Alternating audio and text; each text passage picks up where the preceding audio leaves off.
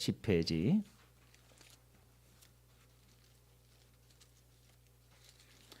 창세기 8장 1절에서 22절까지 전체 우리가 다 살펴봐야 되는데 이거 17절만 우리 한번 보겠습니다. 우리가 다 제가 중간중간에 설명하면서 읽도록 하고요. 우리 17절 다 같이 한 목소리로 함께 읽도록 하겠습니다. 시작. 너와 함께한 모든 혈육이 있는 생물 곧 새와 가축과 땅에 기는 모든 것을 다 이끌어내라. 이것들이 땅에서 생육하고 땅에서 번성하리라 하시매. 아멘. 우리 앞뒤로 인사할까요? 할렐루야. 잘 오셨습니다. 은혜 많이 받으세요. 예, 반갑습니다. 예, 우리 홍천수 성도님 2주 동안 성공하셔서 감사합니다. 예, 감사하고요. 주의 이름으로 축복하고 또 감사를 드립니다. 우리 지금 방주 창세기 강의 30번째 지금 하고 있습니다. 오늘 다 이끌어내라라는 제목을 가지고 말씀을 전할 텐데요. 노아의 방주에 들어가는 그 과정들 일정들을 한번 보면 노아가 600세 되던 때에 2월 10일 날 7장 6절에 가보면 600세 때에 이제 2월 10일 날 방주에 들어가요. 그러니까 7장 11절 보니까 방주에 들어간 지 7일 만에 이제 홍수가 시작돼요. 그러니까 이때가 이제 2월 17일이 되는 거죠. 그러면서 이제 40일이 지나가지고 물이 150일 동안 땅에 이제 넘칩니다. 24절에 보니까. 그리고 약 한 5개월 동안 이제 7월까지 물이 이제 막 넘치는 거예요. 이게. 그리고 7월 17일 날 아라산에 이제 배가 멈추게 됩니다. 8장 4절 오늘 보면 나와 있고요. 그리고 이제 8, 9월, 10월 달에 10월 1일 날 이제 산봉우들이 보이기 시작합니다. 5절에 보면. 그리고 이제 산봉우리가 또 보이기 시작한 10월 1일 거기서 40일이 지나서 이제 11월 10일 날 까마귀를 보내요. 까마귀를 보내서 이제 물이 마르기까지 까마귀에 이제 왕래했다 이렇게 말하고 있고요. 두 번째로 이제 비둘기를 보냅니다. 근데 이게 비둘기가 그냥 돌아와요. 그 다음에 또 세 번째 비둘기를 두 번째 이제 까마귀까지 합하면 세 번째지요. 비둘기를 이제 보냅니다. 그때 감나무 잎사귀를 물고 비둘기가 돌아와요. 그 다음에 세 번째 또 비둘기를 보내요. 그러니까 도합 까마귀까지 합하면 네 번째가 되는 것이죠. 이제 이 비둘기를 보내니까 이 비둘기가 돌아오지 않아요. 그리고 이제 해가 넘어서 1월 1일이 되었어요. 1년이 이제 지난 거죠. 거의 이제 8장 13절 보니까 물이 이제 그치기 시작합니다. 그리고 2월 17일 날 8장 14절 가보니까 2월 17일 날 땅이 마르기 시작해요. 그러니까 이제 노아가 방주 안에 있었던 날은 382일 정도 방주 안에 있은 거예요. 이게. 그리고 이 사건들을 통해서 우리가 창세기 1장에서 3장 살펴봤습니다마는 이런 사건들을 통해서 하나님이 우리에게 주신 메시지가 있다 이 말이에요. 거기서 이제 과학적으로 우리가 연구해서 이 방주가 어떻게 크기가 어떻게 되고 뭐 이거 그런 것보다 여기서 주신 하나님의 메시지를 우리가 찾아내야 되지. 그걸 이제 과학적으로 증명하려면 하면 안 된단 말이에요. 그것도 뭐 나쁘다는 게 아니라 여기서 우리가 중요한 것은 거기서 준 메시지를 우리가 찾아내야 되는데 오늘 1절에 보니까요. 뭐라고 말씀하시냐면은 끝에 보니까 물이 줄어들었고 이렇게 나와요. 여기 보니까. 근데 물이 줄어들었다 이 말은 지금 홍수 심판 물로 이 세상을 다 심판했잖아요. 이 물은 심판이고 저주예요. 이게. 근데 그것이 줄어들었단 말이에요. 하나님이 심판을 멈추고 하나님이 저주를 거둬들이시는 것. 이걸 지금 상징하고 있다 이 말이에요. 그러면 왜 물이 하나님의 심판과 저주를 멈추시고 거둬들이느냐. 거기 보니까 노아와 들짐승과 가축을 기억하자 이렇게 나와요. 그걸 기억하소 하나님이 심판과 저주를 거둬들였다 이렇게 말하고 있거든요. 근데 거기서 기억하다 이 말이 자카르라는 이 말인데 이 말이요. 지금 어떤 말이냐면은 출애굽기 2장에 한번 가볼게요. 이 말이 이런 단어입니다. 하나님이 그들의 고통 소리를 들으시고 하나님이 아브라함과 이삭과 야곱에게 세운 그 언약을 기억하사 하나님이 이스라엘 자손들을 돌보셨고 하나님이 그들을 이제 애굽에서 끄집어내는 이야기예요. 이게 이제 모세 때 이야기예요. 근데 거기서 보니까 24절 보니까 하나님이 아브라함과 이삭과 야곱에게 세운 언약, 하나님의 언약을 기억하사, 요게 자카르예요. 그러니까 조상들에게 약속하신 하나님의 언약을 기억해서 그 다음에 25절 한번 볼게요. 이스라엘 자손들을 여기 보면 원어에는 그리고 이렇게 나와 있거든요. 그리고 하나님이 보셨다. 하나님이 이스라엘 자손을 이렇게 나와요. 그러니까 그리고 또 하나님이 아셨다 이렇게 나와요. 여기서 기억했다 이 말은 자카르가 아니에요. 그러니까 24절과 25절 한글은 똑같이 이렇게 번역을 해놨습니다만은 원어는 그런 뜻이 아니고요. 하나님이 자카르 조상들에게 아브라함과 이삭과 야곱에게 언약하신 것을 자카르 기억해서 뒤에 그 다음에 이스라엘 지금 고통 가운데 있는 이스라엘 백성들을 기억했다 이 말은 하나님이 그들을 돌보셨다 보셨다 라 보고 그 다음에 이 뒤에 기억했단 말은 알다는 거예요. 여러분 우리가 아담과 하와가 동침하다 했잖아요. 야다 동침하다 그게 이제 동침하다 알다 아는 게 이제 동침해서 아는 거예요. 경험해서 아는 거예요. 이게 그 기억이 요게 야다예요. 야다. 그러니까 하나님이 조상들의 언약하신 것을 기억해서 이스라엘 백성들과 이제 동침했다. 이스라엘 백성들을 아셨다. 뭐 이런 거예요. 이게 그런 겁니다. 원어도 그대로 지역하면은 이게 자, 그럼 이게 또 무슨 뜻인지 다시 한번 설명드릴게요. 6장 한 걸 볼게요. 출애굽기 6장 가보면은 이제 애굽 사람이 종으로 삼은 이스라엘 자손의 신음소리를 내가 듣고 나의 언약을 기억하노라. 그러니까 하나님의 언약을 요거는 자카르 기억한다. 하나님 이렇게 말해요. 그리고 6절 보니까 거기 보면 그러므로 이스라엘 자손들에게 말하기를 나는 여호와라. 내가 애굽 사람의 무거운 짐 밑에서 너희를 빼내며 그들의 노역에서 너희를 건지며 편팔과 여러 큰 심판들로 너희를 속량하여 그러니까 하나님의 언약을 기억해서 빼내고 건지고 속량하고 이렇게 나와요. 구원이에요. 구원. 그러니까 우리를 지금 구원해내는 이야기를 지금 하고 싶은 거예요. 하나님께서. 그러니까 무언가를 기억해서 그걸 기억해서 이스라엘 자손들을 끄집어내 구원해낸다 이 말이거든요. 이게 그러니까 결론적인 말씀드리면 이런 겁니다. 지금 예수님을 기억해서 저와 여러분들을 끄집어낸다 이런 이야기를 하고 싶은 거예요. 결론을. 자, 또 다시 한번 더 볼게요. 창세기 19장 한번 볼게요. 29절 다 같이 한번 읽어봅시다. 시작. 하나님이 그 지역의 성을 멸하실 때에 곧 롯이 거주하는 성을 엎으실 때에 하나님이 아브라함을 생각하사 롯을 그 엎으시는 중에 내보내셨더라. 거기 아브라함을 생각하사 했잖아요. 요게 자카르예요. 아브라함을 기억하사 요거예요. 아브라함을 기억해서 조카 롯을 구원해냈다는 거예요. 그러면 조카 롯을 구원해내는 것이 조카 롯의 경건이나 그에 결정된 게 아니라 누구에 의해 결정됐다는 거예요? 아브라함에 의해서 결정되었다. 이걸 지금 이야기하고 싶은 거예요. 뒤에 또 롯을 의로 롯이다 또 이렇게 말을 하고 있습니다만은 하나님이 원하고 싶은 말씀은 하나님이 말씀하고 싶은 것은 그거다 이 말이에요. 그래서 예수님의 십자가 언약을 기억해서 하나님의 심판과 저주를 거둬들이고 멈추고 우리를 구원해낸다는 거예요. 지금 그 이야기를. 자, 그러면 한번 봅시다. 왜 이 방주가 아라랏산에 머물렀는가? 사절에 한가 보면요. 아라산에 머물렀다 이렇게 나오고 있잖아요.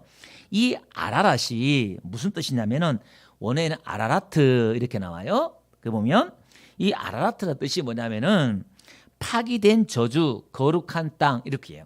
그러니까 저주가 파기되었으니까 거룩한 땅이라 이런 의미예요. 그 어근이 이 아라라트 어근이 뭐냐면은 아라르 저주하다는 거예요. 저주하다에서 이 단어가 왔다 이 말입니다. 거기 아라라트 원어를 한번 보면요. 그 위에 아라르 그 앞에 있는 오른쪽에서 세 개는 아라르 저주예요.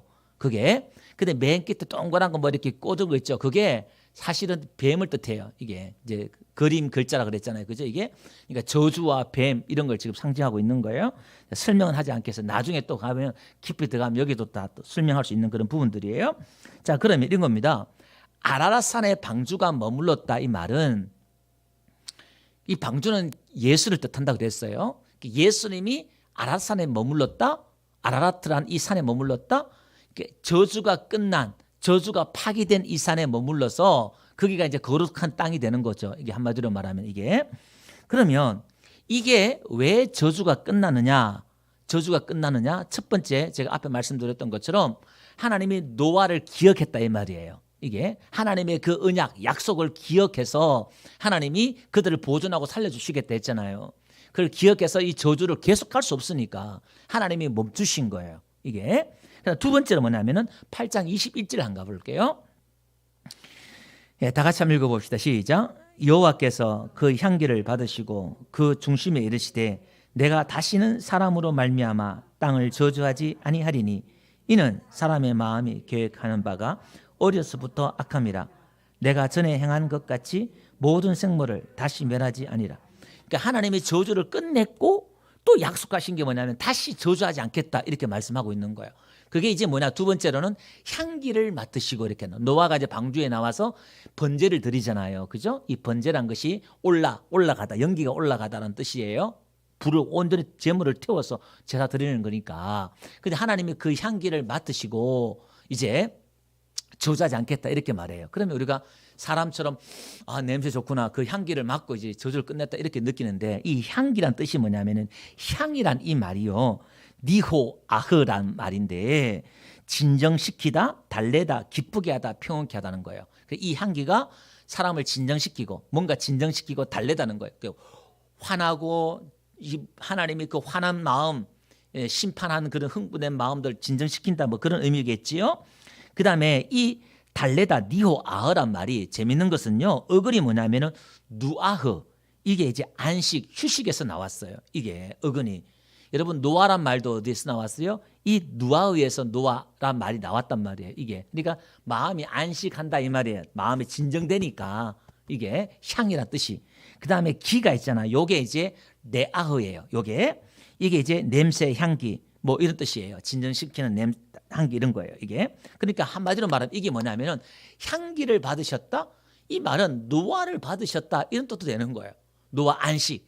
그러니까 하나님의 그 안식의 향기를 받으시고 이제 안식이 회복된 거예요. 저주가 끝나고 그걸 받으시고 이제 저주를 멈추는 거예요. 이게 자 그러면 에베소 5장 2절 한번 가볼게요. 이 향기가 뭔지 신학에서 이렇게 설명하고 있어요. 다 같이 한번 읽어봅시다. 시작. 그리스도께서 너희를 향하신 것 같이 너희도 사랑 가운데 생하라. 그는 우리를 위하여 자신을 버리사 향기로운 제물과 희생 제물로 하나님께 들으셨느니라. 그죠? 결론적으로 말하면 오늘 우리에게 말씀하고 싶은 게 뭐냐면은 하나님이 예수를 받으시고 예수가 향기가 되어서 예수님의 십자가의 죽음이 하나님의 그 심판 무서운 하나님의 그 진노를 진정시켰다 이 말이에요. 그럼 오늘 우리에게 뭘 주셨다? 안식. 우리에게 그 휴식을 주셨다 이 말이에요.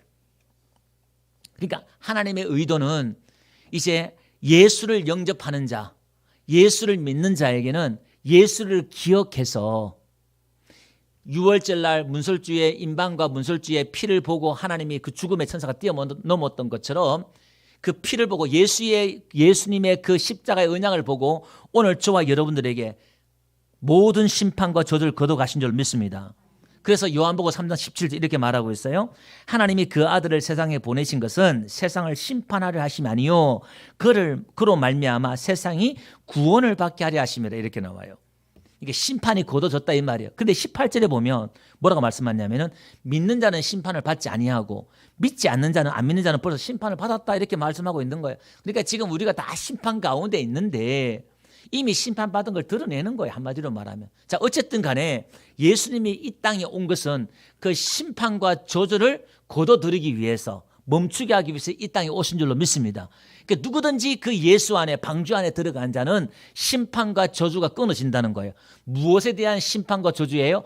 죄에 대해서 율법에 대해서 심판과 저주가 끊어지더라 이 말입니다. 이게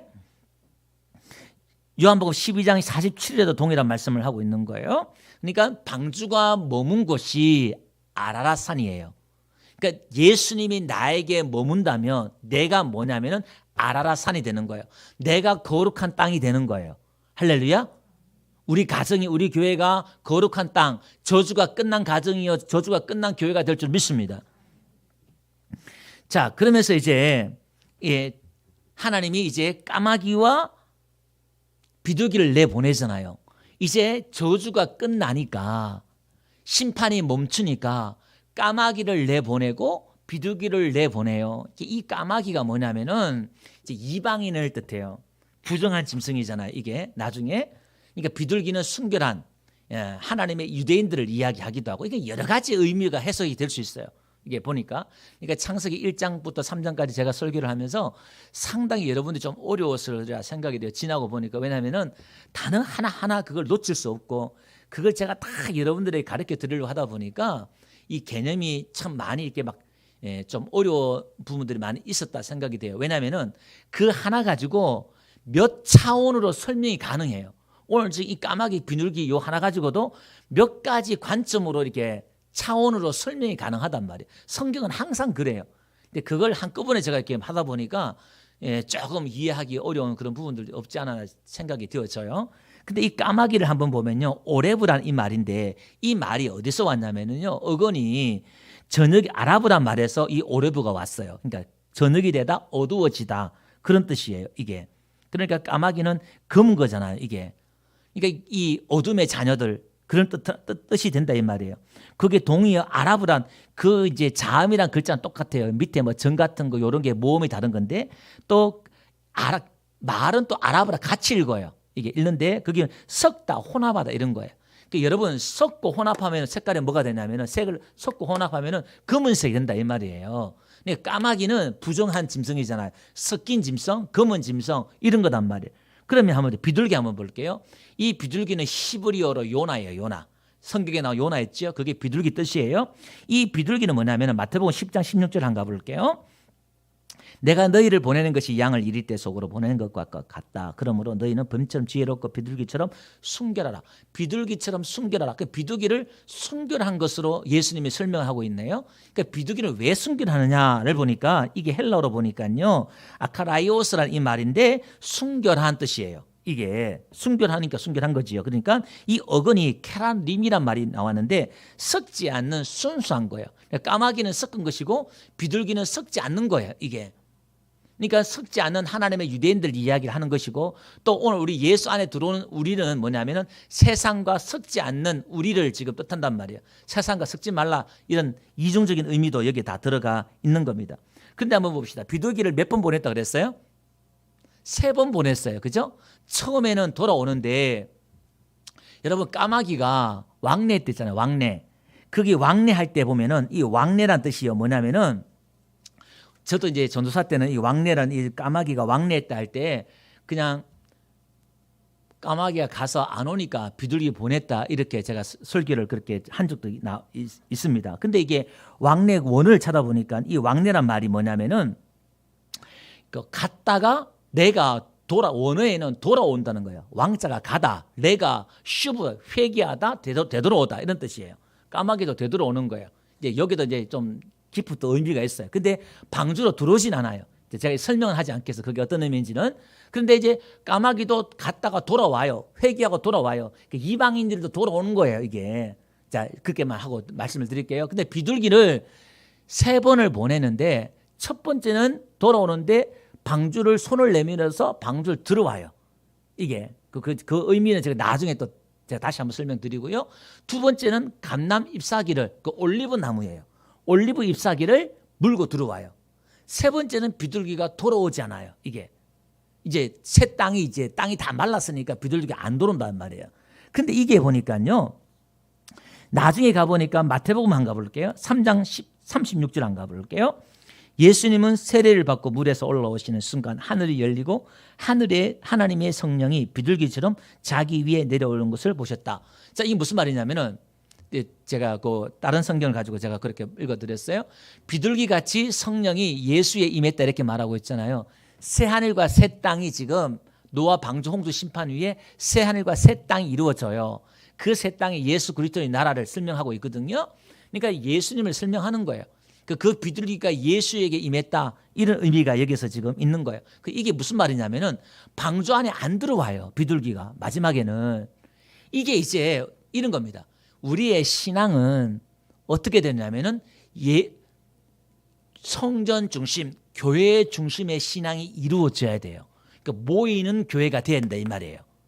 그 교회는 우리가 모이기를 힘써야 되고, 모이는 교회, 이게 첫 번째고, 두 번째 교회는 뭐냐면은 흩어지는 교회, 나가는 교회가 돼야 된다 이 말이에요. 다시 말해서 성전 중심, 교회 중심의 신앙에서 이제 신앙이 어디로 가냐면은 예수 중심의 신앙으로 나가야 된다 이 말이에요. 여러분, 초대교회가 처음에 시작을 어떻게 했냐면은 예루살렘 초대교회가 모이는 교회, 그 다음에 교회 중심, 성전 중심 교회로 왔어요. 그러니까 몇만 명씩, 몇십만 명씩 모이기 시작했단 말이에요. 모이기만 하고 흩어지는 교회가 안 되니까 하나님이 흩어져 버려요. 그 교회가 무너지는 것 같고, 교회가 망하는 것 같고, 핍박받고, 교회가 간판이 내려지고 하는 것 같은데, 이제 그 교회가 모이는 교회, 성전 중심 교회에서 예수 중심 교회로 바뀐 줄로 믿습니다. 오늘 지금 한국이나 이 세계에 지금 하나님이 오늘 교회에게 이제 모이는 교회, 교회 중심, 성전 중심 교회에서 흩어지는 교회 중심의 교회로 하나님 한 단계 격상시킨다 이 말이에요. 여러분을 다 나가란 말이 아니라 오늘 우리 교회 수준 정도 되면은 아직까지 반 이상의 여러분들이 아직까지 모이기를 힘써야 되고, 교회를 모이기 훈련받고 모이고 젖을 먹고 말씀을 먹고 그렇게 해야 돼요. 나가는 성도는 어떤 성도냐? 이제 선교사로 나가고 이제 성도가 성숙하게 되어서, 그죠? 삶의 현장에서 예수와 동행하고 예수 그리스도의 빛을 발하고 그런 성도예요. 근데 이걸 사실은 우리가 매주마다 연습하고 있어요. 주일날 모이고 주중에 흩어지고 우리가 계속 사실 이렇게 하고 있잖아요. 근데 이게 이제 좀 폭넓게 지금 오늘 우리에게 지금 한국 교회에게 다가온 것 같아요. 왜 그러냐면은 하나님이 교회에게 힘을 빼요. 하나님이 교회에게 권력을 빼요. 하나님이 교회에게 세상적인 힘과 권력과 부가 쌓이면 거기는 반드시 썩게 돼 있고 부패하게 돼 있다 이 말이에요. 그래서 교회의 재정이나 모든 것들은 쌓아두는 게 아니라 자꾸 내보내고 흘려보내야 된다 이 말이에요. 여러분 개인도 마찬가지예요. 여러분들의 가정에 여러분 개인적으로 돈이나 재물이나 이걸 쌓아두는 게 아니라 이걸 흘려보내야 된다 이 말이에요. 그러니까 아직 쌓아두는 사람은 아직 신앙이, 믿음이 어린 거죠. 그걸 쓸 줄 알아야 되고 하나님의 나라를 위해 보낼 줄 알고 흘러보낼 줄 아는 저와 여러분들 되시기를 바랍니다. 그 다음에 14절에 보니까요, 땅이 말랐다 이렇게 나오잖아요. 왜냐하면 땅이 마르고 난 뒤에 이 노아와 짐승들을 내보내요. 중요한 것은 땅이 말라야 돼요. 창세기 1장에도 그랬잖아요. 하나님이 물과 땅을 묻을 나누는데 그 묻을 땅이라, 에레츠라 이렇게 말하는데 그 묻이 마른 땅이에요. 홍해도 요단강도 우리가 창세기 1장 할 때 얘기했잖아요. 마른 땅이 나와야만이 하나님의 그 씨를 받을 수 있고 열매 맺을 수 있다 이 말이에요. 이게 하나님이 오늘 원하시는 것은 뭐냐면 저와 여러분들에게 마른 땅, 드라이 땅, 건조한 땅을 하나님 원하신다 이 말이에요. 뭘로? 이 마른 땅을 만드는 게 뭐냐면 하나님이 바람을 불어, 루아하고 영이에요. 영. 이 영인데 이 영이 바람, 영 이런 뜻이거든요. 하나님의 영을 불게 해서 우리 안에 마른 땅을 만들어요. 홍해도 그렇고 요단강도 그렇고. 오늘 저와 여러분들 우리 안에 뭘 회복해야 되느냐? 마른 땅을 회복해야 돼요. 하나님 앞에 대한 갈급한 마음, 목마른 마음, 사모하는 마음, 할렐루야. 이런 뜨거운 마음이 있을 때 하나님이 우리에게 뭘 주시느냐? 하나님의 씨를 보내주시고 구원을 보내주시고 은혜를 베풀어 주실 줄로 믿습니다. 그 다음에 17절 오늘 제목이기도 하지요. 하나님이 모든 것을 다 어떻게 노아에게 이끌어내라 이렇게 말해요. 자, 하나님이 땅이 이제 마르게 하시고 노아에게 이제 나와라 이렇게 말씀하고 그 짐승들을 이끌어내라 이렇게 말해요. 그러면 이 짐승들을 이끌어내는 것은 누가 이끌어내야 되느냐? 노아가 이끌어내야 된다는 거예요. 이 이끌어낸다 이 말이요. 출애굽기 3장 10절 한번 가볼게요. 이제 내가 너를 바로에게 보내어 너로 내 백성 이스라엘 자손을 애굽에서 인도하여 내게 하리라. 요 인도한단 말 있잖아요. 요게 이끌어낸다. 요 원어와 같은 단어예요. 그러니까 노아도 이끌어냈고 모세도 이끌어냈다 이 말이에요. 그러니까 오늘 저와 여러분들도 이끌어내야 될 줄 믿습니다. 누구를? 저 영혼들을 이끌어내야 한단 말이에요. 어떤 영혼들을? 짐승 같은 영혼들을 우리가 이끌어내야 한단 말이에요. 온전한 구원이 못 받은 저들을 우리가 이끌어내야 한다 이 말입니다. 할렐루야. 이거 하나님은 우리에게 주신 사명이다 이 말이에요. 그래서 그 까마귀가 그 부정한 짐승들이 뭘 어떻게 되느냐? 이제 구원을 얻는데 지난주 제가 말씀드렸죠. 어떻게 정결한 짐승이냐? 누가 정결한 짐승이고 누가 알곡이냐? 오늘 이 방주 안에 부정한 짐승, 정결한 짐승이 다 들어가 있다 그랬죠. 그러니까 가라지와 알곡이 있다. 제가 말씀했단 말이에요. 그럼 오늘 하나님이 우리는 지금 그걸 몰라요. 그걸 몰라요. 근데 이제 우리는 뭐냐면은 그걸 어떻게 알 수 있느냐? 하나님이 그들을 이끌어내는 게 뭐냐면은 하나님이 이렇게 말하고 있어요. 생육하고 17절 보니까 그들 땅에서 뭐예요? 끝에 보니까 생육하고 땅에서 번성하리라 이렇게 나오고 있잖아요. 그죠? 창세기 1장에도 말씀하고 있는 내용이지요. 그 생육이란 말이 이게 뭐냐면은요. 이게 파라 이 말인데 열매 맺다, 결실이 풍부하다 이 말이에요. 그러니까 하나님이 그들을 이끌어내어서 노아가 그들을 이끌어내어서 땅에서 열매를 맺게 한다 이 말이에요. 그럼 그 열매가 뭐냐? 하나님이 원하시는 것은 열매잖아요. 그러니까 오늘 저와 여러분들은 우리가 구원받았어요. 우리가 하나님 앞에 은혜 받아서 우리가 새하늘과 새 땅 예수 안에 들어왔어요. 그러면 오늘 우리는 이제 뭘 해야 되느냐? 열매를 맺어야 된다 이 말이에요. 그죠? 그 요한복음 15장에 이 열매가 얼마나 중요한 겁니까? 구원받았느냐 못 받았느냐 알곡이냐 가라지냐 뭘로 알 수 있어요? 열매로 그 나무를 안다 이 말이에요. 그 열매가 중요한 거예요. 그죠? 그럼 이 열매는 무슨 열매냐? 오늘 지금 나와서 정결한 짐승을 잡아서 번제로 드리잖아요. 제사를 드리잖아요. 이게. 그럼 이 열매는 지금 제단에서 번제로 드리는데 이 열매는 정결한 짐승인 저와 여러분들이 죽어서 부정한 짐승들을 살려내는 거예요. 지난주와 연결시키면 이게 우리를 이끌어내는 거예요. 이끌어내는 거예요. 그러니까 저들을 어떻게 이끌어내느냐? 예수님이 죽어서 죄에서 세상에서 우리를 이끌어낸 것처럼 저와 여러분들 내가 죽어야만이 저들을 이끌어낸다 이 말이에요. 아브라함이 그가 정말 천사한테 여호와 사자에게 간증해서 그가 하나님 앞에 기도해서 놋을 끄집어내었던 것처럼 오늘 우리의 기도와 생명은 기도와 우리의 그 죽음을 통해서 오늘 우리의 가족들 믿지 않는 친척들을 이웃들을 우리의 민족들을 구원해내야 될 줄 믿습니다. 그게 뭐냐? 번제예요. 번제. 사무엘상 6장 가보면요. 베스메스에서 하나님의 법궤가 블레셋 땅에 이제 빼앗기잖아요. 7개월 동안 도는데 그것이 돌아와요. 왜? 가는 데마다 재앙이 벌어지니까. 그래서 블레셋 사람들이 이제 수레에다가 법궤를 실어서 이스라엘 땅으로 이제 보내는데 베스메스로 암소가 뒤에서 새끼가 울고 있고 이제 이 암소가 뒤를 돌아보면 이건 하나님 앞에 온 재앙이 아니고 이 대로를 똑바로 가면은 이 재앙은 하나님부터 온 것이다. 블레셋 사람들이 작정을 했단 말이에요.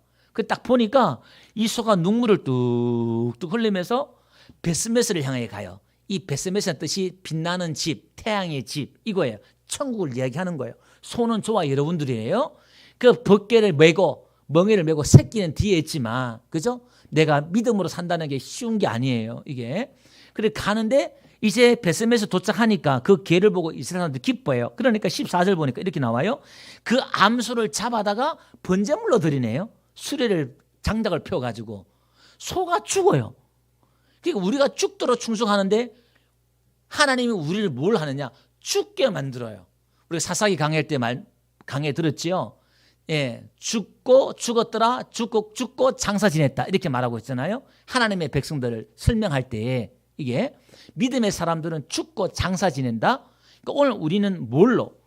죽음으로 우리가 가는 게 좁은 길. 이 길이 죽음의 길이란 말이에요. 그게 자기를 부인하는 길이에요. 이게 세례를 받았단 말은 우리가 죽음을 의미한단 말이에요. 그죠? 홍수가 세례잖아요. 이게 그죠? 그 제단은 내가 죽는 거예요. 한마디로 말하면 그러니까 오늘 하나님은 이 열매 하나님이 원하시는 열매는 내가 죽어야만이 맺을 수 있는 열매고 이게 복음의 열매예요. 그 율법의 열매는 내가 죽지 않고도 맺을 수 있는 게 율법의 열매다 이 말이에요. 왜? 나는 안 죽고 율법에 규정된 것만 규칙만 지키면 되니까 11조만 딱 하면 되니까. 근데 오늘 하나님이 원하시는 제사는 번제도 나중에 뒤에 가보면 하나님이 원하는 건 번제가 아니다. 제사가 아니다. 막 이렇게 말하고 있잖아요. 이게 뭐냐? 딱 10분의 1만 예를 들면 뭔가 규칙만 딱 지키면 그게 아니라 그걸 뛰어넘어서 나 자신을 죽이고 부인한다 이 말이에요. 이 차원과 이 차원이 다른 거예요. 이거는 우리가 열매를 로마서 12장 한번 가볼게요. 우리 다 같이 한번 읽어봅시다. 시작. 그러므로 형제들아 내가 하나님의 모든 자비하심으로 너희를 권하노니 너희 몸을 하나님이 기뻐하시는 거룩한 산 제물로 드리라. 이는 너희가 드릴 영적 예배니라. 자, 이게 지금 최고 예배잖아요. 그죠? 하나님이 원하시는 열매, 이게 하나님 원하시는 제사 이거예요. 그러니까 하나님이 예수님의 그 영적 예배를 받으시고 우리를 살렸던 것처럼 우리도 똑같이 우리도 산 제물로 향기로 드린단 말이에요. 근데 거기 보니까 영적 예배다 여기 나오잖아. 영적이란 게 로기코스란 말이에요. 영적이라 그래서 뭔가 신령한 뭔가 신비주의 그게 아니라 이게 뭐냐면은 말씀의 이성적인 예배다 이 말이에요. 하나님의 말씀의 예배, 이성적인 예배. 베드로전서 2장 2절 한번 볼게요. 갓난 아이들같이 순전하고 신령한 젖을 사모하라. 거기에 신령한 젖 이렇게 말하니까 뭔가 말 그대로 신령한 한국의 개념에 이게 좀 약간 무속적인 개념들이 있는 것 같아요. 거기 신령한 말도 아까 로마서가 똑같은 거예요. 영적인 단어와 똑같은 거예요. 이것도 말씀의 이성적인 젖을 사모하라 이 말이에요. 그러니까 오늘 우리가 지금 하나님의 그 말씀, 그 말씀의 의미와 이걸 막 기도하고 계시받고 막 자꾸 이쪽으로 가려고 하지 말고 하나님의 그 말씀의 뜻이 무엇인지 그걸 잘 알고 그 지각을 사용하는 거예요. 그걸 깨닫고 묵상하고 그걸 알아서 그 의미를 하나님의 의도와 하나님의 목적, 하나님의 마음을 읽어내는 거예요. 할렐루야. 그러니까 하나님의 마음과 의도와 계획을 놓고 자꾸 기도와 계시받아 자기 생각으로 가는 거예요. 이게 가는 거예요. 뭔가 신령해 보이려고 그러고 그죠? 막 그런단 말이에요. 지금 한국교회 쪽으로 너무 간 것 같아요. 어떻게 보면은. 그래서 오늘 우리가 하나님의 그 의도를 우리가 잘 살펴봐야 되겠다. 그 말이에요. 말씀을 정리할게요. 22절요. 땅이 있을 동안엔 심음과 거둠, 추위와 더위, 여름과 겨울, 낮과 밤이 쉬지 아니. 또 다 똑같은 거예요. 대조적인 거예요. 이게 즐거운 일, 안 좋은 일, 뭐 이런 것들이 한마디로 말하면은 땅에 있을 동안에 나훈아 가수가 태생 왜 세상이 왜 이래 그러면서 왜 이렇게 힘들어 노래 부르잖아요. 오늘 이 8장에 와서 물어보면 답을 알 수 있을 텐데 하나님이 이 세상 힘든 이유가 있다 이 말이에요. 이게 이제 고통과 아픔 우리 예수님 올 때까지 이 땅이 없어질 때까지 이건 끊이지 않는단 말이에요. 눈물과 웃음이 끊이지 않는 거예요. 한마디로 말하면은 우리가 7장 18절 보니까 말씀을 정리하면요. 방주가 떠다녔다 이렇게 말하고 있잖아요. 오늘 방주 안에 들어온 사람, 예수 안에 들어온 사람들은요. 우리가 어디로 가야 되는 건 아니에요. 우리가 무엇을 이루어야 되는 건 아니에요. 내가 머문 곳, 내가 방주 안에 머문 곳, 아라산에 머문 곳, 내가 하나님 나를 부르신 그곳에서 어떻게 해요? 우리가 이렇게 이제 설명하면은 방주가 어디로 가야 되고 목적지를 향해 가야 되고 뭐 성공을 이루어내야 되고 그 예수 믿는 복음 안에 들어온 사람들은 여러분들 다 성공해야 되고 다 부자해야 되고 그게 아니에요. 여러분들 이미 성공하고 다 부자인 줄 믿습니다. 이미 승리한 자인 줄 믿습니다. 그럼 여러분들은 뭐하나? 예수 안에 머무는 거예요. 이 머문다는 말이 아무것도 안 한다는 말이 아니라 방주 안에서 1년 넘도록 노아가 얼마나 고생하고 힘들었게 방주 짓는 것도 힘들었지만 그 안에서 짓는 것도 있네요. 방주 안에 머무는 것도 있네요. 그 안에서 짐승들을 돌보고 얼마나 수고하냐 이 말이에요. 그죠? 우리가 아무것도 안 하는 것 같지만 우리가 어떻게 보면은 힘든 우리의 삶을 우리가 버티면서 견디면서 인내하면서 있으면은 이 인생이 이대로 끝나는 것 같지만 하나님은 반드시 물이 거쳐지고 할렐루야 새 땅이 나왔던 것처럼 오늘 우리가 버티고 기도하고 남들과 세상과 비교해서 막 잘 나간 사람과 비교하면 우리가 열등감 속에서 상처받는단 말이에요. 상처받아요. 나를 각자 부르신 것 어떤 사람은 부자로 부르고 어떤 사람은 가난한 자로 부르고 다 다양하게 불렀단 말이에요. 예수 믿는 게 부자 되는 게 아니다 이 말이에요. 그러면 가난한 사람 저주받았냐? 그게 아니다 이 말이에요. 각자 부르심이 다 있다 이 말이에요. 그럼 거기서 부르신 곳 내가 최선을 다해서 내가 사는 거예요. 최선을 다해서 우리에게 주어진 이 삶을 살아내면 되는 거예요. 할렐루야. 내가 부르신 곳에서 맡은 바 이 달란트를 충성하면 된다 이 말이에요. 그러면 하나님이 복을 줄 수도 있고 또 어떤 사람은 그걸 그대로 끝날 수도 있다 이 말이에요. 이게 그걸 진리로 세우면 안 된다. 그걸 간증하면서 그게 진리인 양 이야기하면 안 된다 이 말이에요. 그게 어떤 넓은 의미에서 예수 믿고 복 받고 예수 믿고 잘 되고 하나의 그런 간증은 할 수 있지만 그게 진리는 아니다 이 말이에요. 우리 안에 이 진리를 세워야 되는데 그게 말씀은 아니다 이 말이에요. 할렐루야. 그럼 그렇지 않는 사람들은 어떻게 해요? 겨우면 우며 기주고 그러고 뭐야 그런단 말이에요. 그러니까 우리는 열심히 충성하면서 이제 그 방주 아래 떠다니면 되는 거예요. 그러면 우리 인생은 끝나게 되고 하나님이 새 땅 천국을 주시고 그죠?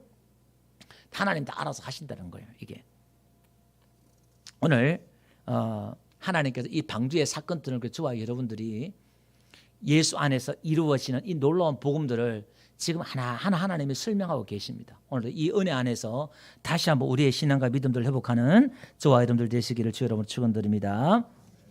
일어나셔서 493장 찬양드립니다.